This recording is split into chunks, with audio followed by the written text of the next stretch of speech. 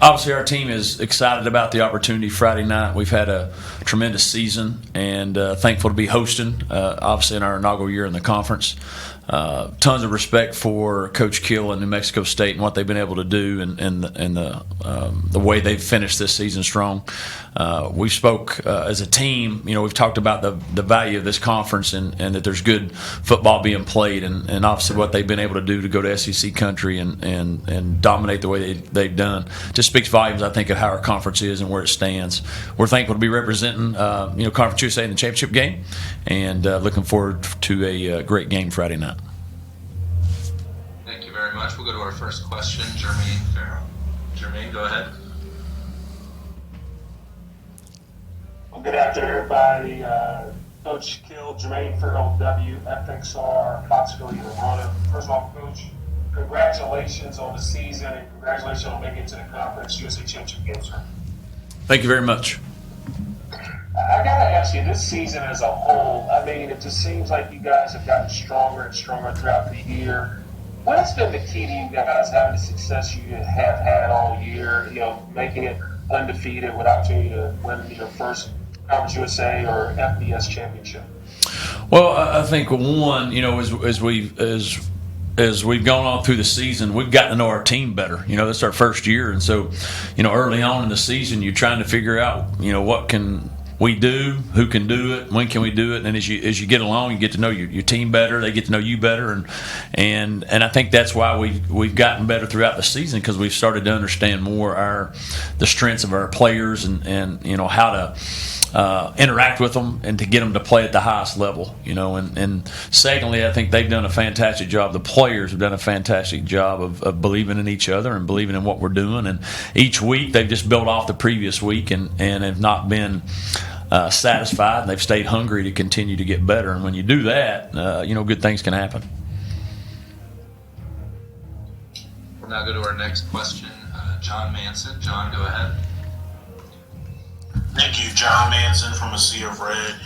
Coach, as you prepare to play New Mexico State, obviously it's the second time you'll be facing them this season, going all the way back to week 2 of the season. But how unique is it and how much of a challenge is it to prepare to face a team for a second time in this season? Well, it is challenging. It is unique. I've actually done it 3 times in previous between Division II and FCS playoffs. So I have experience with it before. I don't know if it's a great experience, but I've had experience with it before. And so obviously you know each other. And then, but the thing about this game is it was, 10, 11 weeks ago, the first one? That was September, I think, 10th or something around that nature. And so they're obviously a completely different ball club than they were back then, but we are too. And so there's obviously you have an understanding of each other, but I do think there's a lot of differences because it's been so long since we played. But, it's more like of an NFL model, right, when you play each other in your division twice. And so it's an exciting time. There's not going to be any surprises. You have an understanding of what your opponent is because you've seen them up close and personal as far as their personnel and things of that nature. And so I think it's a unique deal, and I like it because you get to decide a true champion. We're going to go now to Ted Lewis. Ted, go ahead. Yes, can you hear me? Yes. Coach, I know your mind's on New Mexico State, but could you talk about the case with your team being the most deserving to get a New Year's Six bowl bid, assuming you win Saturday, and do you think that you have a shot?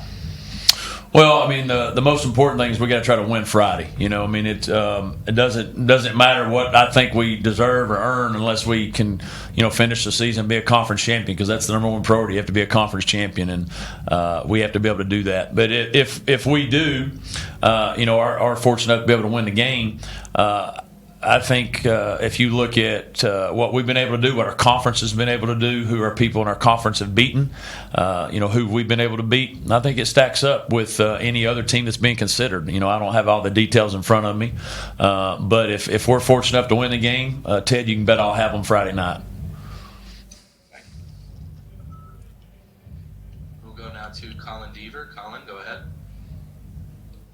Yeah, Coach, Colin Deaver with KTSM in El Paso, Las Cruces. Obviously, Diego Pavia has had a really strong year at quarterback position for New Mexico State. From your vantage point, just what makes him such a tough player to prepare for, even though he's a little bit undersized? He's a winner, and he's a competitor. I mean, he's the type you watch on video and you think you have him, and he finds a way to get out and make a play, and he's so dangerous.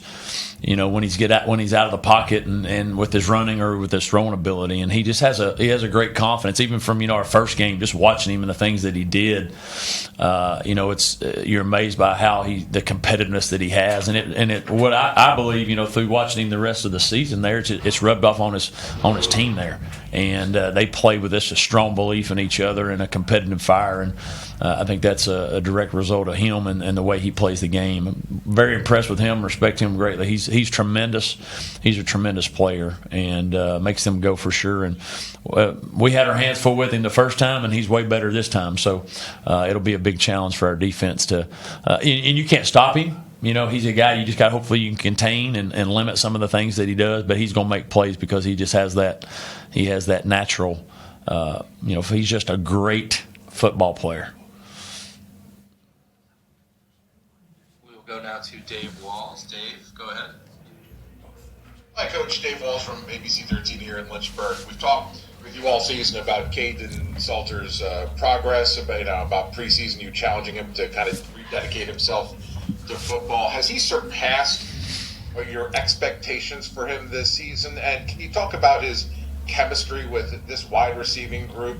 Both Noah and CJ, they've been here, they've had injury problems, but clearly they've all brought out the best in each other. Can you talk about the relationship that they have? Yeah, I mean, and I don't know what expectations I had, for Caden coming into the season. I'm not going to say they were out of the roof. They weren't, based off of, spring and going into the summer. But, once he got into fall camp and he obviously won the job, your expectations, you want the guy to go out there and lead your team and hopefully help you to victory. And he's by far exceeded those things, obviously sitting here 12-0. And so his improvement, on the field, more importantly off of the field, is a major reason why we're sitting where we're at right now, and we would not be here without his improvement and that he made. And then on top of that, with your second part of your question, those guys have been here together for a little while, and so obviously they have a relationship. But what they've been able to do, because of that relationship they've had off the field, they have a great connection on it.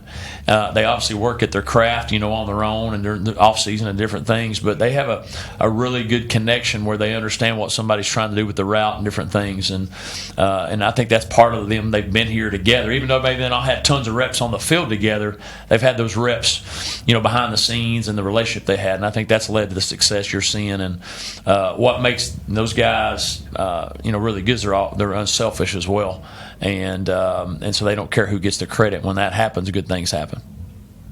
Thank you. Thank you. We'll go again to John Manson. John, go ahead. Yes, thank you.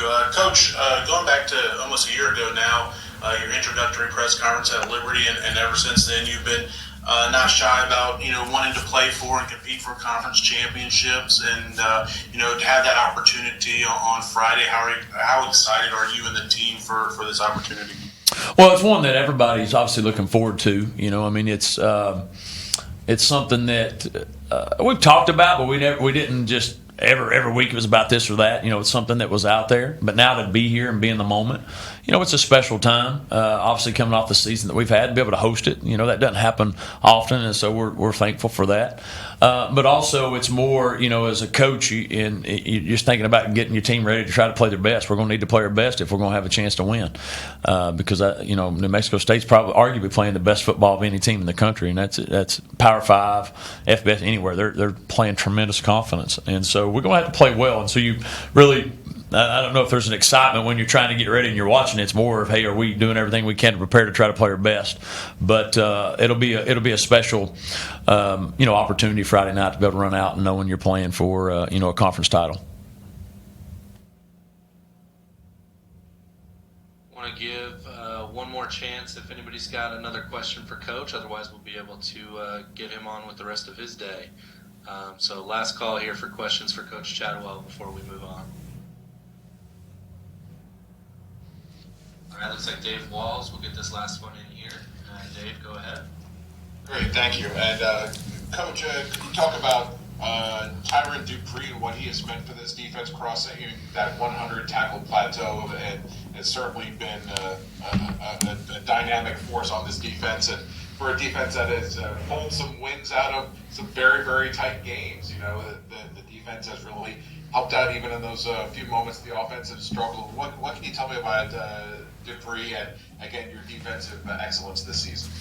Well, Tyron, actually, he has had a tremendous year, and really he was a bit of an unknown. He was obviously on the team, had played tons in his previous experience there, and so and linebacker was a place when I first got here that we had a lot of quality players, quality depth, and then real quick it went away, and so the linebacker room became arguably our biggest question mark on the team. And who are we going to have there that's played at all? There was hardly anybody that's played really a lot. And he has stepped up tremendously. Got named a captain, and obviously you mentioned the type of season he had. He's made us go out there from a standpoint of getting us in the right checks and getting the front where it needs to be, and playing with the type of passion and emotion you need to play the game at. But he's kept a level head, and he cares, and obviously being a 6-year guy, last opportunity to be a Flame. He's really made the most of that. Very proud of him, and he's helped us through some challenging times. Obviously, you mentioned some close games, and the defense making plays. He's been able to do that, but even maybe we've not played as well as we wanted. He's been a good steady hand for us to keep us focused on what we need to be focused on, and been a great leader on that side of the ball.